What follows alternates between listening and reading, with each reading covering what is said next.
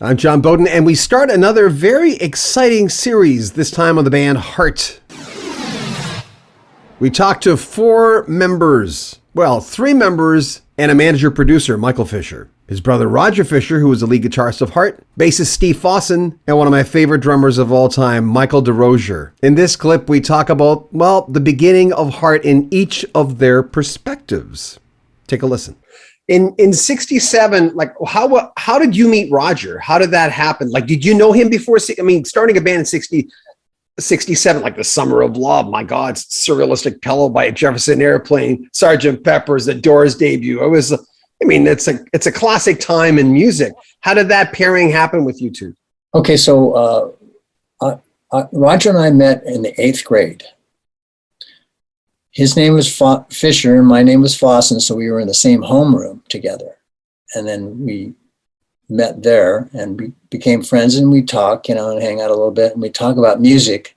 And we both had a big love of music and the artists that were popular of the day and in the day. So, and we would talk, oh, you know what, it'd be kind of cool to be in a band and tour around, get a bus and tour around and maybe, play some live shows and stuff. And we kept talking about it through the 8th and 9th grade. And then the Beatles came along. And once we heard the Beatles, it was, okay, forget it. We're getting our instruments. And then when we started high school, which back then it was the 9th grade, some of our friends were getting, renting them guitars and drum sets and basses and stuff. And so we said, we got to, if we're going to do this, it's time. The time is now. So Roger rented a guitar, I rented a bass. And then for 2 years, we didn't play together. We both went our separate ways and kind of developed our own thing. And then, and that was 65. So in 67, in the fall of 67, both of the bands that we had been in had broken up. So we got together, and he came over to my parents' house, and we stood in my dad's office, and we talked for a little while, and we shook hands and said, okay, we're starting a band, and we're not going to stop until we make it.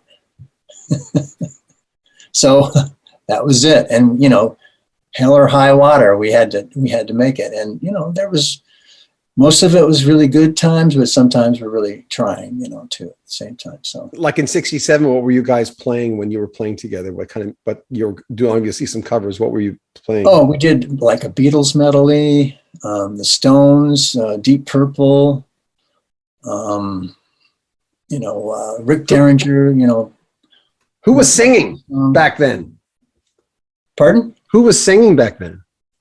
We had a guy named Don Wilhelm, and Don is still around. He's still a great singer. He's still a great musician. And he's coming. He was in Hocus Pocus for a little while too, with Ann and Raj and I. And we sang harmonies together, and we were kids. Why Vancouver? Just because it was close? Because you guys are Seattle boys, right? Why Vancouver? Yeah. Yeah. Well, Vancouver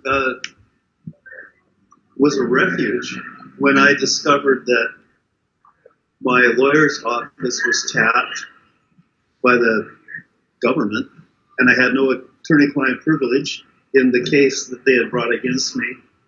I was kind of blown away because that's really not right. How old were you?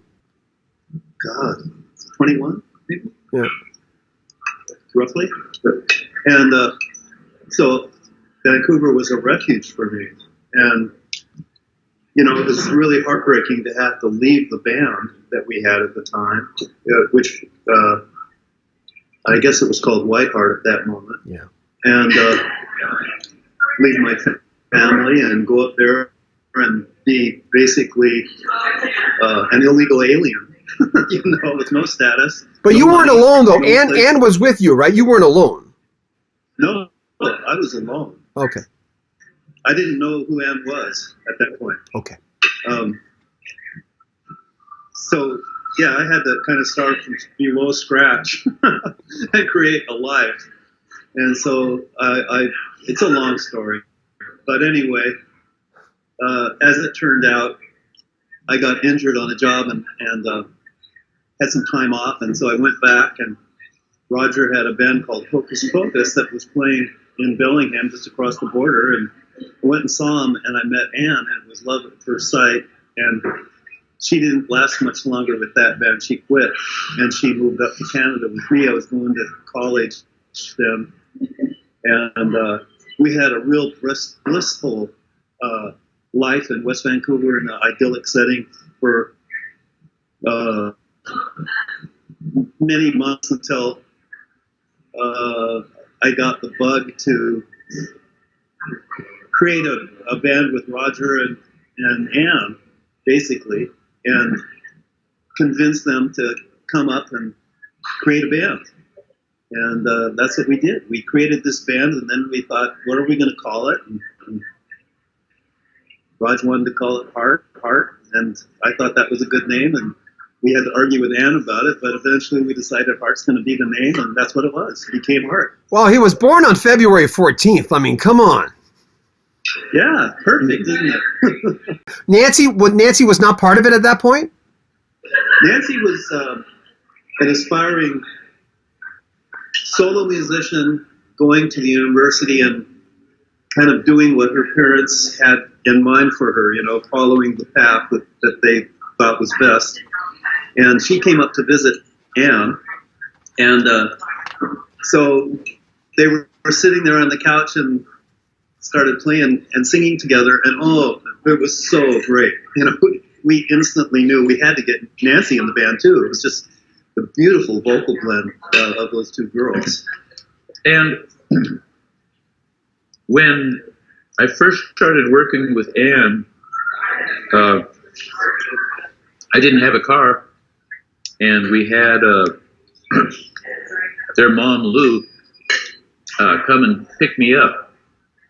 And we went to the Wilson house, and I met her parents and had a little talk, and then Ann and I went up to Ann's bedroom to work on music. On the way up the stairs, I saw a photograph of this girl, and it was her little sister, Nancy. And as soon as I saw that photograph, it was like the earth changed colors, and the universe became a different place, and the sun shone with a new radiance. And I was absolutely just head over heels in love with her. And so when she did move up to Vancouver, they both kind of looked down on me because I was a real playboy. I loved spending time with females, and they both kind of looked down on that. And so I wasn't their favorite person in the world for that reason. But they both appreciated my musicianship. But after a while, I was living with a luthier up there because I was learning how to make guitars. Nancy came in one night and met him and saw the work we were doing. And then as I walked her back out to her car, we kissed. And that was the beginning of us being together. And, we were together for 4 years, and it was an incredible time. I learned a lot from them. And some of the things that took place were just so magical. Yeah. There's not necessarily an explanation or logical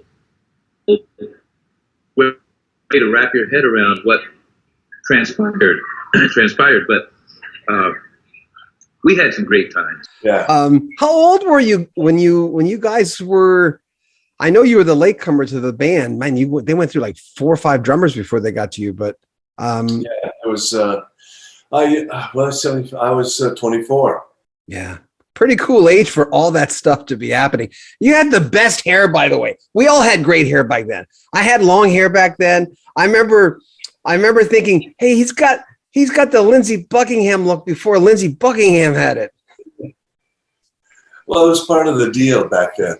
Yeah. When I was in high school, I couldn't get my hair to grow fast enough. You know how that was, because a couple of guys that I played with in a band, they were graduated from high school and they were able to grow their hair out. But when I was in high school, you couldn't have long hair. They would run you down and take you to the barbershop. So, pardon my ignorance, but you were from, I mean, considering all, like the drummers they went through, hold on, I've got this list, like Roger Rudge, Jeff Johnson, Chris Blaine, Brian Johnstone. Did you know any of those guys? Not really, no. So, and you were from Seattle, and this is the only thing I didn't look up but they were in Vancouver and they got you from Seattle? Well, yeah. I don't know if you remember Phase Linear by any chance. It was an electronics company and made amplifiers. I was working there and going to school. And I used to, during lunch, I would tap on my desk. I'd play on my desk sometimes. And there were a couple there that they would come over and we'd just talk, and I'd practice on the bench and we'd just be gabbing about music or whatever. And I mentioned to them that I was thinking about trying to find somebody and get in a band and do some playing. And they said, "Whoa, we got these friends. They're in this band called Heart. You should go check them out. We think they're looking for a drummer." So I went to a club that they were playing and met Steve and Mike Fisher, and they came down to I was still living at home. They came to my folks' house and piled in my bedroom, and I played for them for 10 or 15 minutes. And they said, "Maybe you want to come up to Vancouver and do some recording with us." So that's, and I left Phase Linear, and they gave me 2 weeks. Try it out, see if it works for you. If it doesn't work for you, well, you can have your gig back, which I thought was great, because who knows when you're doing something like that, what's going to happen. There'll be links to all four members, the Fisher brothers, Michael DeRozier and Steve Fawcett, in the description. And we'll have more from them in the next few days. By the way, did I try to get an interview with Nancy Wilson? Nope. I tried with Ann, and I tried really, really hard, but somehow they wouldn't give it to me. I'm not sure if I got into the Ann Wilson bad books when I interviewed Roger and Mike Fisher the first time. But she's always welcome to come on our channel, as well as Nancy, to talk about their times in the band Heart.